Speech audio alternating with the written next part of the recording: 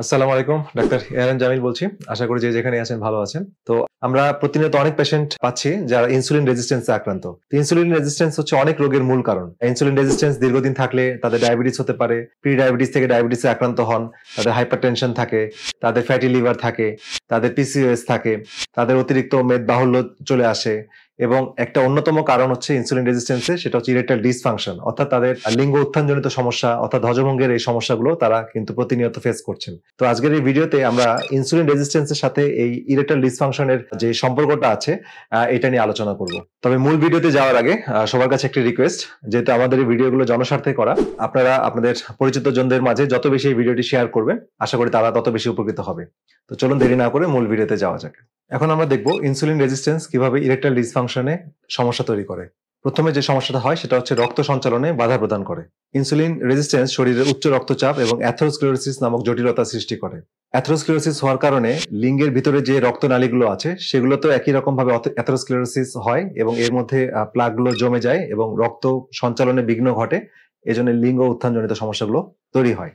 এছাড়া insulin resistance হলে হরমোনের ভারসাম্যহীনতা দেখা যায়, অর্থাৎ পুরুষের ক্ষেত্রে টেস্টোস্টেরন কমে যায় এবং অনেক ক্ষেত্রে ইস্ট্রোজেন বেড়ে যায়, যে কারণে তার ইচ্ছা, লিবিডো বা আকাঙ্ক্ষা, যৌন আকাঙ্ক্ষা কমে যায় এবং সাথে সাথে ইরেকটাইল ডিসফাংশনের সমস্যাগুলো দেখা যায়। এছাড়া ইনসুলিন রেজিস্ট্যান্স থাকলে ক্রনিক ইনফ্লামেশন হয় এবং এই রক্তনালীর চারিদিকেও কিন্তু ক্রনিক ইনফ্লামেশন হয়, যে কারণে এই আর্টারিগুলো চারিদিকে প্রদাহ হয় এবং অতিরিক্ত কোলেস্টেরল সেটাকে রিকভারি করতে এসে ব্লক তৈরি করে এবং রক্ত সঞ্চালনের বাধা তৈরি করে এবং ফলশ্রুতিতে ইরেকটাইল ডিসফাংশনের সমস্যাগুলো আরো তীব্র থেকে তীব্রতর হতে থাকে।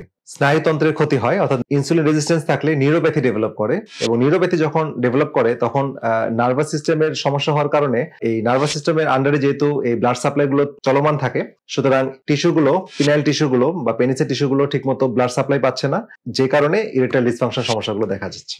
এবং একইভাবে নার্ভাস সিস্টেমের জটিলতার কারণে এই লিঙ্গের টিস্যুগুলো সংবেদনশীলতা কমে যাচ্ছে। ইনসুলিন রেজিস্ট্যান্স রোগীদের ক্ষেত্রে একটা সমস্যা হয়, যেটা হচ্ছে নাইট্রিক অক্সাইড কমে যায়। নাইট্রিক অক্সাইডের একটা অন্যতম কাজ হচ্ছে ব্লাড ভেসেলগুলোকে স্ফীত করা অর্থাৎ ডাইলেটেড করা। তো পেনিসের মধ্যে যে ব্লাড ভেসেলগুলো আছে সেগুলো যখন ডাইলেটেড হয়, এই ডাইলেটেড হওয়ার মাধ্যমে রক্ত সঞ্চালন বৃদ্ধি পায় এবং পেনিস যেটা শক্ত হয় বা লিঙ্গ উত্থান হয়। তো এই যাতে সমস্যা হওয়ার একটা অন্যতম কারণ হচ্ছে নাইট্রিক অক্সাইড কমে যাওয়া। তো নাইট্রিক অক্সাইড কমে যখন যাবে, এবং এটা অন্যতম একটা কারণ হচ্ছে যদি আমাদের ইনসুলিন রেজিস্ট্যান্স থাকে। ইনসুলিন রেজিস্ট্যান্স নাইট্রিক অক্সাইডের উৎপাদন অনেক কমিয়ে দেয় এবং লিঙ্গ উত্থানজনিত সমস্যাগুলো দেখা দেয়। গবেষণায় দেখা গেছে যে ইনসুলিন রেজিস্ট্যান্স যত বেশি হয় পুরুষের ক্ষেত্রে প্রি ডায়াবেটিক এবং ডায়াবেটিক হওয়ার ঝুঁকি থাকে এবং একই সাথে লিঙ্গ উত্থানজনিত সমস্যা হয় বা ইরেকটাইল ডিসফাংশন হয়। ফাংশনাল মেডিসিনের মাধ্যমে আমরা এই ধরনের ইনসুলিন রেজিস্ট্যান্সে আক্রান্ত রোগীদের যারা ইরেকটাইল ডিসফাংশনে আক্রান্ত হয়েছেন বা সিমটম গুলো ডেভেলপ করছে বা শুরু করেছে তাদের ক্ষেত্রে আমরা চিকিৎসা দিয়ে থাকি। তাদের ক্ষেত্রে আমরা লাইফস্টাইল চেঞ্জ করি, খাদ্যাভ্যাস পরিবর্তন করি, তাদের হরমোনাল ব্যালেন্স গুলো ঠিক করি এবং তাদের খাবারের যে অনিয়মগুলো আছে, লাইফস্টাইলে যে অনিয়মগুলো আছে সেগুলো ঠিক করা হয়। প্রয়োজনে কিছু ভিটামিন সাপ্লিমেন্টেশন দেওয়া হয়। ন্যাচারাল কিছু থেরাপি যেমন low shock wave therapy, PRP therapy, ozone therapy, homeopathy, acupuncture, যখন যে রোগীর জন্য যেটা প্রয়োজন হয় আমরা সেটা করি। প্রপার কাউন্সিলিং করা হয় এবং যখন এই proper supplementation, proper lifestyle, proper vitamin দেওয়া হয় তখন একটা পেশেন্ট আসলে ভিতর থেকে তার এই সমস্যাগুলো, যে সমস্যাগুলো আমি বললাম, তার নাইট্রিক অক্সাইড প্রোডাকশন বেড়ে যায়, তার ইনসুলিন রেজিস্ট্যান্স কমে যায়, যেটা আমরা হোমাইয়া টেস্টের মাধ্যমে দেখি, সেটা কমে আসে।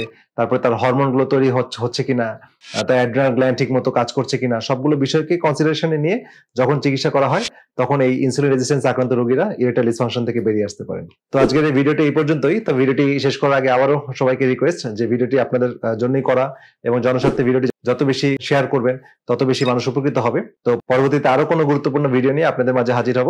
সেই পর্যন্ত সবাই ভালো থাকেন, সুস্থ থাকেন। পরবর্তী ভিডিও দেখা আমন্ত্রণ রইল। আল্লাহ হাফেজ।